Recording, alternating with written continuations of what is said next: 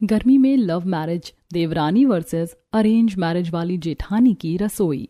हाँ जी पंडित जी, मैंने आपको बताया था ना, आपको मेरे दोनों बेटे शोभित और विराट के लिए अमीर घर की लड़कियों को ढूंढना है। तभी विराट माँ से फोन लेकर फोन काट देता है। माँ, ये आप क्या कर रही हो? मेरे लिए कोई रिश्ता देखने की जरूरत नहीं है। अरे तू पागल हो गया क्या? मैं पंडित जी से कितनी जरूरी बात कर रही थी और तूने मुझसे फोन छीन लिया।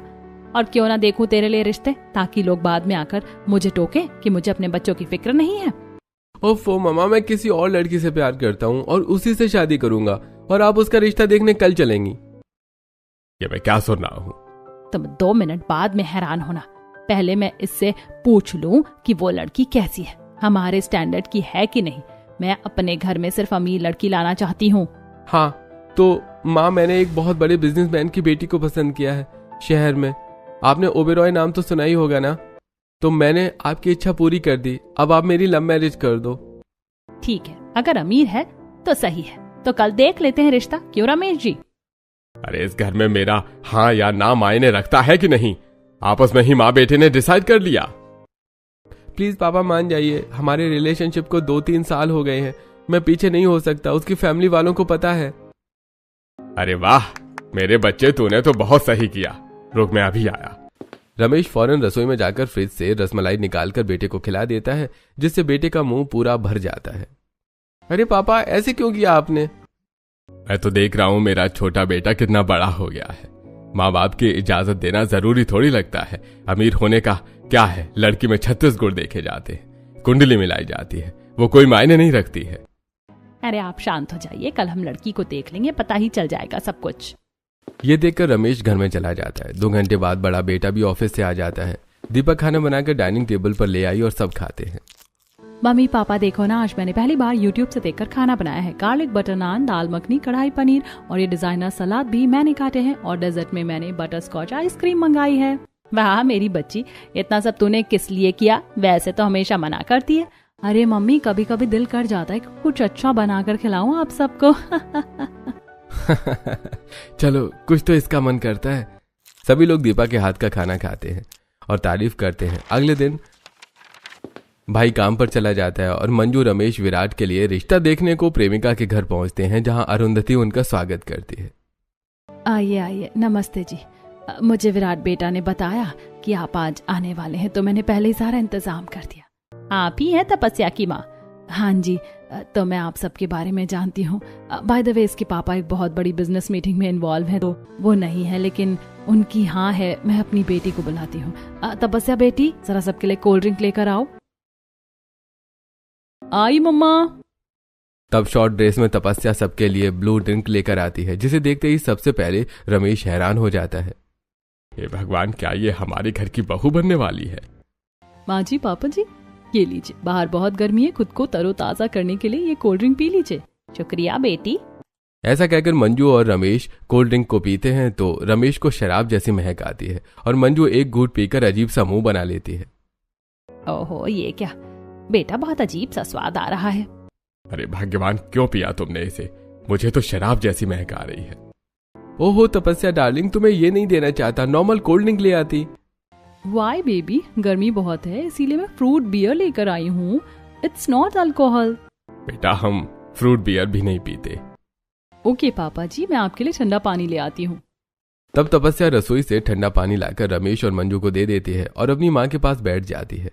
फिर मंजू और अरुंधति आपस में बच्चों की शादी की बातें करने लगते हैं। रमेश का मुंह बिल्कुल बना होता है। देखें, हम तो पहले से ही रिश्ते के लिए तैयार हैं और दामाद जी तो यहाँ पहले से ही आते जाते हैं।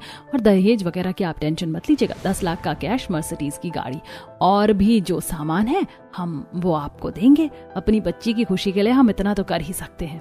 अरे वाह, कितना पैसा इनके पास की मर्सिडीज गाड़ी लाएंगे। फिर तो मैं मर्सिडीज की गाड़ी में बैठ कर ही घूमा करूंगी।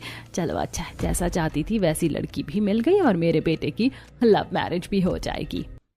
मंजू, तुम्हारी मन की मुस्कुराहट से मुझे सब कुछ समझ आ रहा है कि तुम इस रिश्ते के लिए हाँ कर रही हो, लेकिन लड़की बिल्कुल भी संस्कारी नहीं है।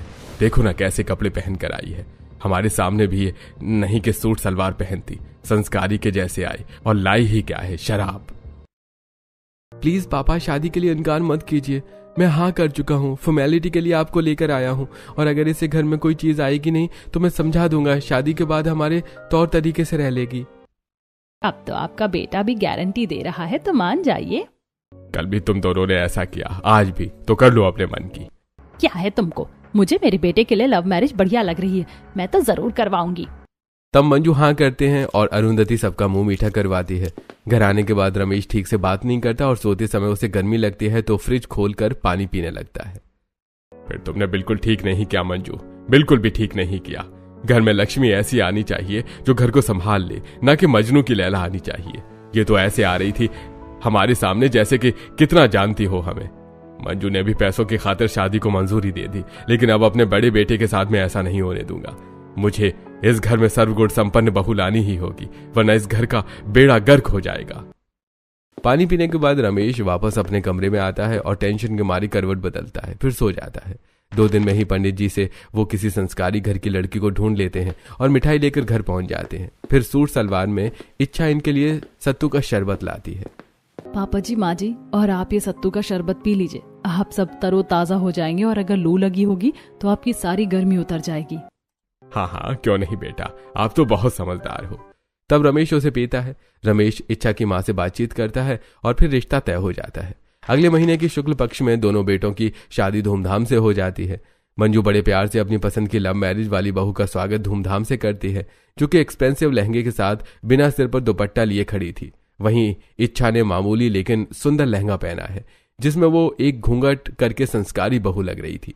मंजू ने पहले बड़ी बहू का गृह प्रवेश नहीं किया था, तब रमेश की टेढ़ी निगाहों को देखकर मंजू, अरे अच्छा बहू, जल्दी से तुम्हें छोटी और उसकी बड़ी बहू समझ लिया, रिश्ता पहले उसका ही तय हुआ था ना, आओ तुम भी आओ। तब बड़ी बहू भी गृह प्रवेश करती है। कोई बात नहीं सॉरी जेठ जी, अगर आपको बुरा लगेगा या किसी और को भी, लेकिन किस एंगल से ये घर की बड़ी बहू लग रही है? मुझे तो चंपू सी नजर आ रही है, ना ही दहेज में कुछ लेकर आई है। इतनी गर्मी में 52 गज का घूंघट कौन करता है? देवरानी जी, गर्मी हो या सर्दी, ससुराल में आज भी दुल्हनें लाज शर्म के साथ घूंघट में ही गृह प्रवेश करती हैं। छोटी बहू, इसे मैंने इस घर की बड़ी बहू के रूप में चुना है। अब ये देखने से नहीं, करने से पता चलेगा इस घर में कौन जिम्मेदारी संभालेगा। अरे सब लोग क्या दरवाजे पर ही बातें करोगे? अंदर चलो। सभी लोग अपने कमरे में आराम करने चले जाते हैं। अगले दिन घर की बड़ी बहू सभी के उठने से पहले उठकर घर की सारी साफ सफाई कर देती है और नई नवेली बहू की तरह सिर पर घूंघट रखकर तैयार हो जाती है। जैसी वो पहली रसोई की रस्म के लिए रसोई में जाती है, इतने में मंजू अपनी लव मैरिज वाली बहू, जो कि नेट की साड़ी में इतरा कर आती है। यहाँ तुम क्या कर रहे हो? तुम्हें खाना नहीं बनाना है? नमस्ते माँ जी, तो कहाँ बनाना है? यहाँ पर छोटी बहू खाना बनाएगी, चूल्हा एक ही है ना, तो तुम ऐसा करो, मिट्टी के चूल्हे पर खाना बना लो, बाहर आंगन में जाकर, और मिट्टी के चूल्हे को भी बना लेना, यहाँ पर है नहीं। बाहर माँ जी? अब तो 8 बजे बहुत धूप निकल गई होगी। अरे धूप हो या बारिश, तुझे खाना मिट्टी के चूल्हे पर ही बनाना है, जा अब। मैं भी माँ जी खाना बनाने की शुरुआत करती हूँ। तभी अरेंज मैरिज वाली जिठानी आंगन में आकर जगह को साफ करके मिट्टी का चूल्हा तैयार करती है और उसके सूखने तक सारी सब्जी काटकर आटा गूंथकर मसाले लाकर रख देती है। चलो कितना काम तो हुआ, अब आधे घंटे में सब्जी पूरी भी बन जाएगी। लेकिन ये गर्मी, बाप रे। गर्मी की वजह से धूप की रोशनी सीधा इच्छा पर पड़ रही थी और वो खाना तैयार कर रही थी। वहीं तपस्या भी आड़ी टेढ़ी सब्जी काट लेती है और यूट्यूब से देखकर खाना बनाने की कोशिश करती है। ओह माय गॉड, 10 मिनट में ही मैं तो गर्मी से परेशान हो गई। पता नहीं मेरा खाना ठीक से बन भी रहा है या नहीं, मुझे बनाना नहीं आता। गर्मी में सबकी नजरों में छाऊंगी कैसे? अब क्या करना है, वीडियो में दही में नमक मिर्च मिलाना है। तपस्या देख देख कर सारा प्रोसेस करती है। इतने में 9 बजे तक दोनों बहू खाना तैयार कर देती हैं। सब डाइनिंग टेबल पर आ जाते हैं। बड़ी बहू खाना परोस रही थी, लेकिन मंजू, इच्छा तेरा खाना बाद में, पहले मैं अपने बेटे की लव मैरिज वाली बहू के हाथ का खाना खाऊंगी। तपस्या बहू परोस, क्या बनाया है तूने? जी माँ जी, मैंने चाप, पूड़ी और चावल बनाए हैं। और भाभी कुछ मीठा नहीं बनाया क्या? नहीं, टाइम नहीं बचा था तो नहीं बनाया। ओहो बहू, पहली रसोई में मीठा बनना शुभ होता है, पर कोई बात नहीं, तुम्हारी सास ने तुम्हें ये बताया कहाँ होगा। फिर सब लोग छोटी बहू के हाथ का खाना खाकर मुंह बनाते हैं। छी तपस्या, ये तुमने खाने में इतना नमक क्यों डाला हुआ है? चाय पकाई भी नहीं है। हाँ बहू, तेज नमक है और पूरी भी कच्ची कच्ची सी है। लो मंजू, ये वाली पूरी तुम खा लो। कोई बात नहीं, तुम सीख जाओगी धीरे धीरे। माँ जी पहली बार खाना बनाया है मैंने, इससे पहले मैंने कभी खाना नहीं बनाया, लेकिन धीरे धीरे मैं सीख जाऊंगी। हाँ बहू। बड़ी बहू, तुमने तो बनाया होगा मीठा। जी पापा जी, ये रही खीर। आहा, इसे बोलते हैं संस्कारी। बड़ी बहू, खाना बहुत तुमने स्वादिष्ट बनाया है, और खीर का तो क्या ही कहना। सच में खाना बहुत लाजवाब बना है, सिंपल और देसी चूल्हे वाला स्वाद आ रहा है। माँ आप भी खाइए ना। हाँ खा रही हूँ। तपस्या भाभी बुरा मत मानिएगा, 1 महीने पहले मैंने भी पहली बार खाना बनाया था, फिर भी बहुत अच्छा बना था। आप तो मुझसे पीछे रह गईं। हाँ ये तो है। विराट बहुत हंस रहा है, इससे तो मैं कमरे में बताऊंगी। सभी लोग मन से अरेंज मैरिज वाली बहू के हाथ का खाना खाते हैं और सास ससुर दोनों बहुओं को नेक देते हैं। खाना खाने के बाद छोटी बहू कमरे में जाकर एसी ऑन करके लेट जाती है, जबकि अरेंज मैरिज वाली बहू सबके झूठे बर्तन हटाकर रसोई में साफ करके आती है। फिर डाइनिंग टेबल साफ करके कमरे में जाती है जहां एसी भी नहीं था। तब पति उसके लिए कूलर चालू कर देता है। इच्छा, आपने बहुत अच्छा खाना बनाया था, और फिर तो ऐसा मन कर रहा था कि बार बार खाऊं। तुमने बाहर खाना क्यों बनाया, अंदर क्यों नहीं बनाया? बाहर इतनी तेज गर्मी हो रही है, तुम परेशान हो गई होगी। हाँ गर्मी तो बहुत तेज थी, लेकिन माँ जी ने कहा था तो पहली रसोई बाहर ही करनी थी, क्योंकि देवरानी अंदर बना रही थी। अरे कोई बात नहीं, तुम आराम करो, गर्मी बहुत है, नींबू पानी पीती रहना, और तुम भी अपना खाना खा लो। जी गर्मी से अभी खाने की इच्छा नहीं हो रही है, थोड़ी देर बाद खा लूंगी। इच्छा आराम करती है और दोनों के पति ऑफिस चले जाते हैं। रात को खाना बनाने की बात आती है, तब रसोई में बड़ी बहू की आधा खाना तैयार कर लेती है और साइड में देवरानी फोन चलाते हुए खड़ी होती है। आओ तपस्या, तुम यहाँ आकर खाना बनाना सीख लो, मैं तुम्हें अभी रोटी बनाना बताऊंगी तो बनाना। हाँ दीदी, आपको देखकर खाना बनाना सीख जाऊं, इसीलिए तो मैं यहाँ पर हूँ। आटा लगाने के बाद इच्छा एक गैस पर आलू गोभी तो दूसरी गैस पर चावल बना रही। सब इच्छा तपस्या को 2-3 रोटी बनाकर दिखाती है। आओ तपस्या, बनाने की कोशिश नहीं करोगी तो सीखोगी कैसे? ये तो हाथ धोकर पीछे ही पड़ गई मेरे, अभी बताती हूँ। करती हूँ दीदी। फोन को साइड में रखकर तपस्या जानबूझकर आधा चकला बाहर निकालती है और रोटी बेलने की कोशिश करती है, तो पांव पर ही चकला गिर जाता है, जिससे थोड़ा दर्द उसे भी होता है। आउच आउच आउच दीदी, मेरे पैर में बहुत तेज की लग गई। ओहो, तुम भी ना, जाओ तुम रेस्ट करो, मैं बना लूंगी। सब धीरे धीरे तपस्या अपने कमरे में आकर फिर लेट जाती है। अरे वाह, मेरा कमरा कितना ठंडा है। वहां रसोई में खड़े रहने का तो मेरा बिल्कुल भी मन नहीं था, बस मेरे पैर पर थोड़ी लग गई। गर्मी में इच्छा खुद खाना बना रही होती है और सब घर वाले खाते हैं। अगले दिन सुबह का सारा नाश्ता भी अरेंज मैरिज वाली बहू ही जल्दी उठकर बना रही होती है। तब काफी देर बाद तपस्या आती है। सॉरी दीदी, उठने में लेट हो गया। आपको तो पता है मुझे खाना बनाना आता नहीं है, तो आप ही खाना बना दिया करना, मैं आपको देखकर सीख लूंगी। और खाना परोसने की टेंशन आप मत लेना, वो मैं कर दूंगी। इससे काम भी बटा रहेगा, आपको भी आराम मिल जाएगा। माँ जी, दीपा अगर कोई ज़रूरी मेहमान या कोई और अगर कहेगा तो मैं कह दूंगी कि खाना मैंने बनाया है, आपको कोई दिक्कत तो नहीं है ना? ठीक है, मुझे कोई दिक्कत नहीं है, पर तुम खाना बनाना सीख लो जल्दी ही। लेकिन गर्मी बहुत हो रही है, एग्जॉस्ट फैन भी नहीं है यहाँ पर। ये लो, इस दही को हाथ से फेंटो, ये तो तुम आराम से कर लोगी। सब लोग खीरे का रायता खाने में खाकर सही रहेंगे। तब इच्छा को रसोई में किसी के कदमों की आने की आहट होती है, तो काम करने की एक्टिंग करने लगती है।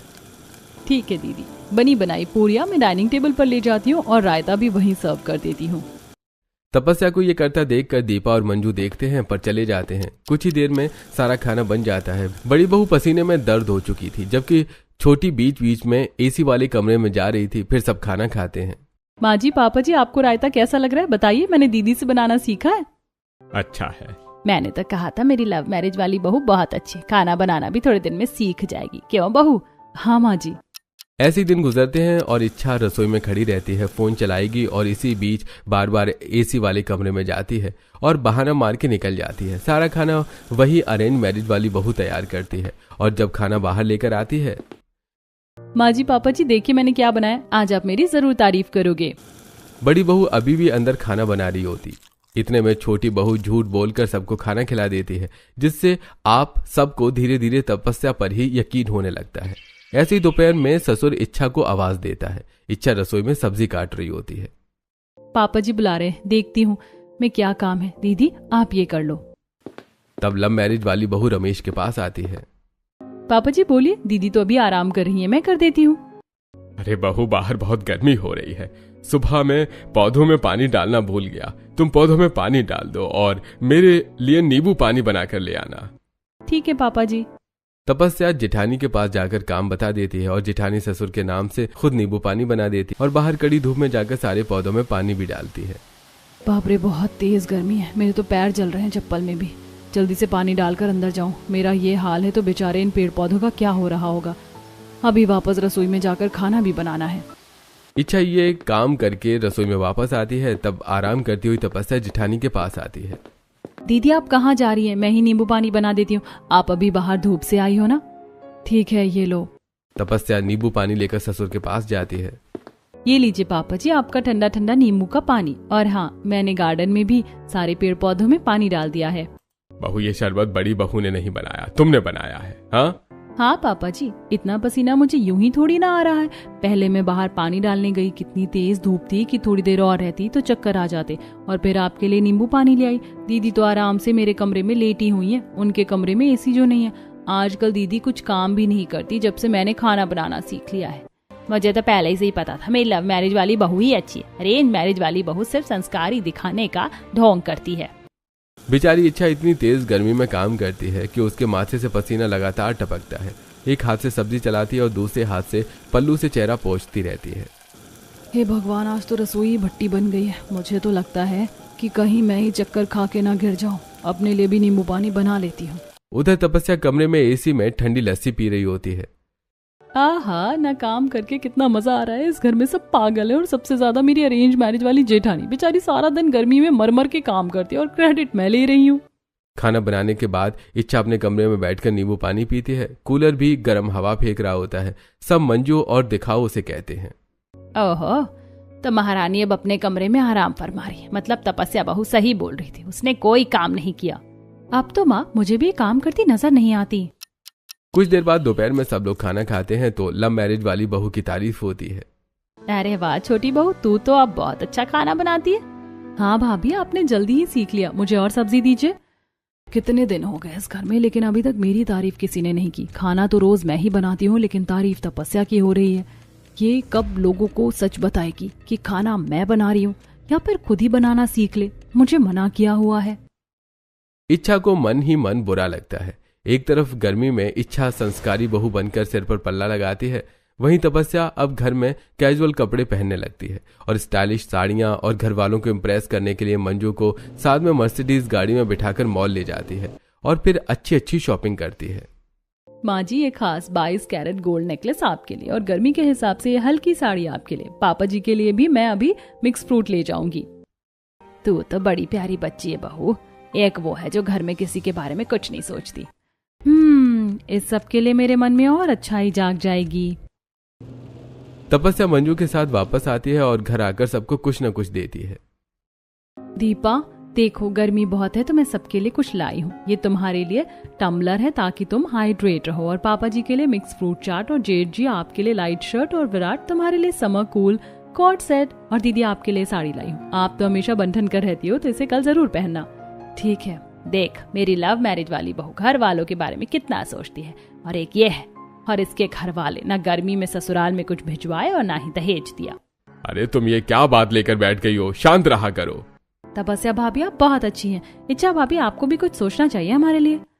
हर वक्त तो बढ़िया बढ़िया खाना बनाती हूँ, तब भी इन लोगों को पता नहीं चलता कि किसने खाना बनाया है। अब देखो दीदी, कल जो तुम ये साड़ी पहनोगी तो तुम्हें कितने मजे आएंगे, क्योंकि ये है मोटी साड़ी।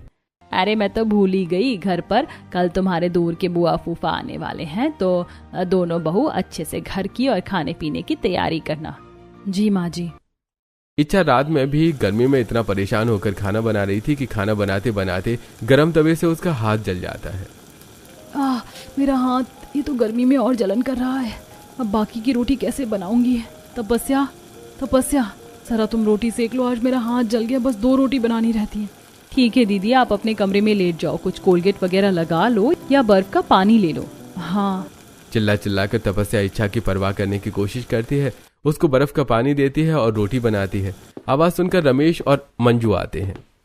देखा आपने, बड़ी बहू के कमरे से आ रहे हैं। वो आराम से बर्फ के पानी में हाथ डालकर बैठी हुई है गर्मी से बचने के लिए, और मेरी लव मैरिज वाली बहू यहाँ खाना बना रही है, तब भी आप उसके कपड़ों पर रोक लगाते हैं। अरे बेचारी, जब रसोई में इतना काम करेगी तो हल्के कपड़े तो पहनेगी ना।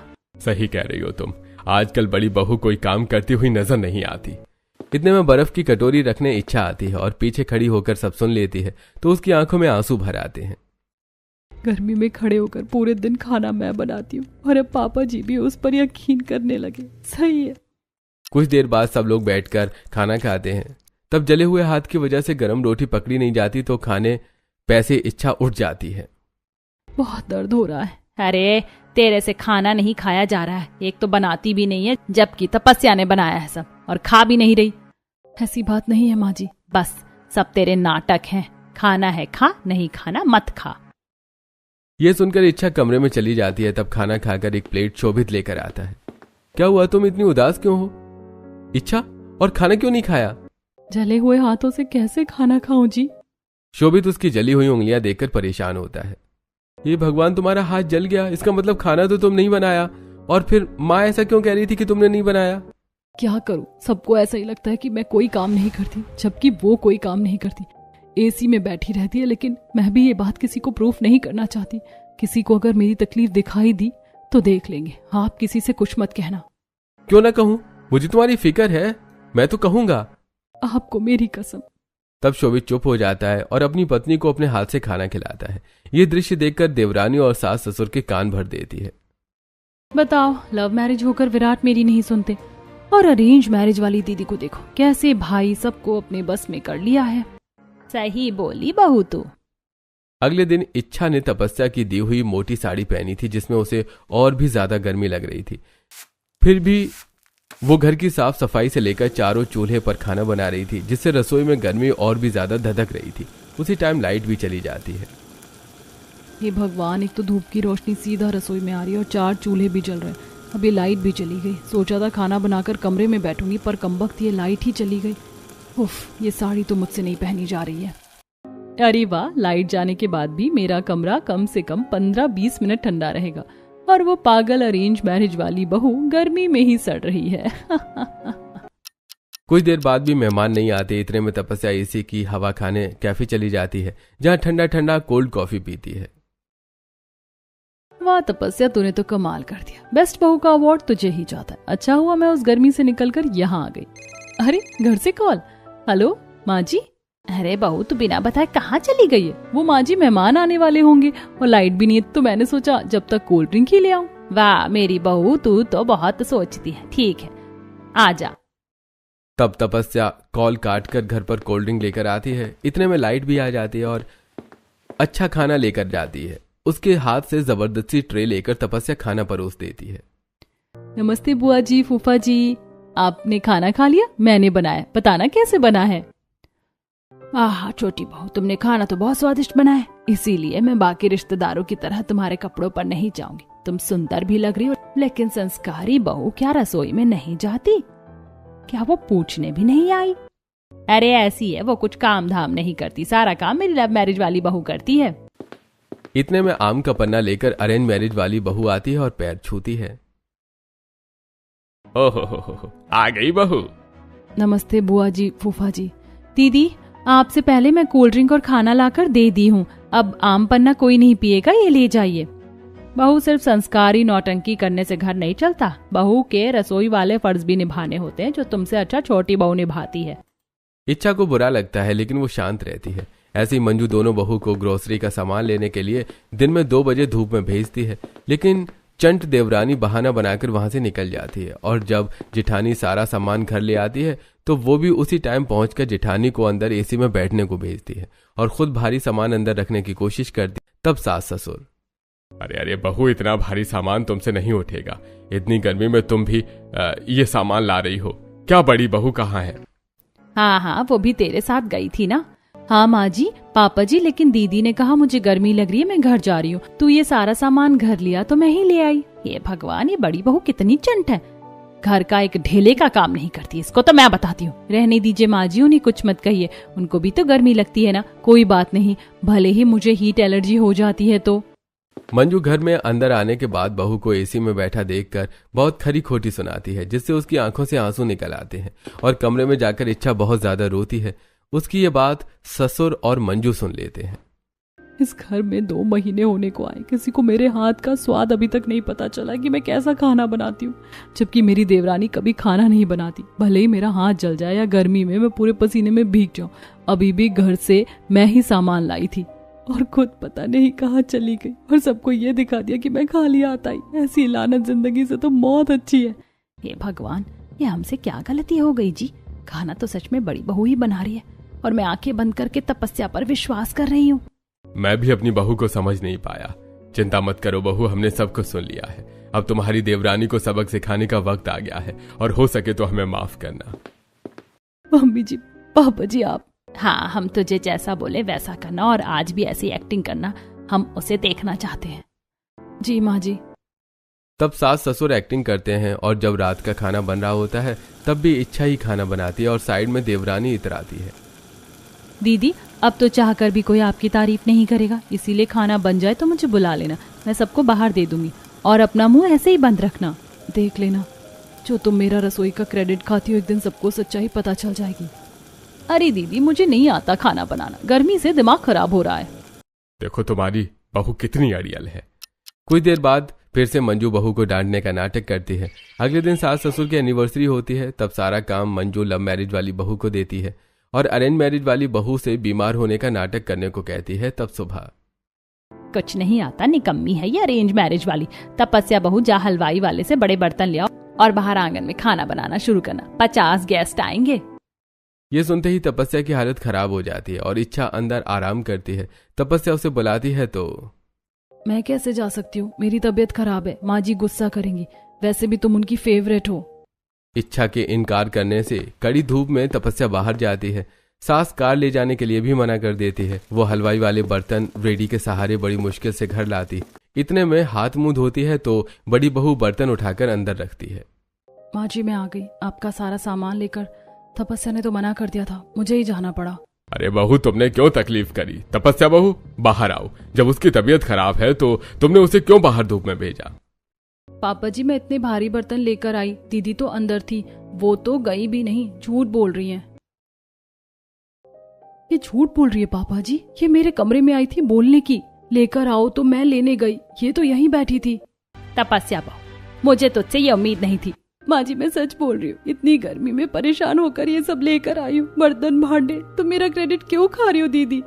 बड़ा बुरा लग रहा है ना, मैं तुम्हारा आज पहली बार क्रेडिट खा गई तो, और इतने दिन से तुम मेरे साथ जो कर रही थी वो भी बता दो। मुझे क्या बताना है, आप घर में कोई काम नहीं करती हो, सब मैं करती हूँ। बस कर बहू, तू और कितनी एक्टिंग करेगी? हम दोनों ने अपनी आंखों से रसोई में भी तुझे देखा था, फोन चलाकर उसे झाड़ते हुए, और तू कुछ नहीं करती। अब पता चला तुझे वो गर्मी में कैसे कैसे खाना बनाती है, तू उसका क्रेडिट खा जाती है। इसीलिए तेरी सजा ये है, आज का 50 लोगों का खाना तू बनाएगी और कोई भी नहीं। जी माँ जी। अब कड़ी दोपहरी में देवरानी सबका खाना बनाती है।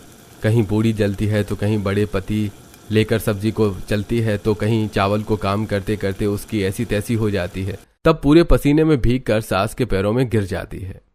माँ जी, मुझे माफ कर दीजिए, मुझे समझ आ गया कि मैं दीदी का क्रेडिट खाकर कितनी बड़ी गलती कर रही थी। वो भी तो गर्मी में परेशान होकर रसोई में सुबह शाम खाना बनाती थी और सारी तारीफ मैं बटोरती हूँ। दीदी, आप भी माफ कर दो। शुक्र है तुम्हें अपनी गलती का पछतावा हो गया। अब अपनी हालत ठीक कर लो, बाकी का काम हलवाई वाले कर लेंगे। आज मम्मी जी पापा जी की एनिवर्सरी भी है। तपस्या को अपनी गलती का पछतावा होता है। गर्मी में काम करने का सबक उसे मिल जाता है। अब वो भी एनिवर्सरी के लिए तैयार हो जाती है और शाम को एनिवर्सरी पार्टी में दोनों बहू सास ससुर की एनिवर्सरी सेलिब्रेट करती हैं। दोस्तों, क्या आपने कभी किसी के काम का तपस्या की तरह क्रेडिट लिया है? तो हमें कमेंट करके जरूर बताएं।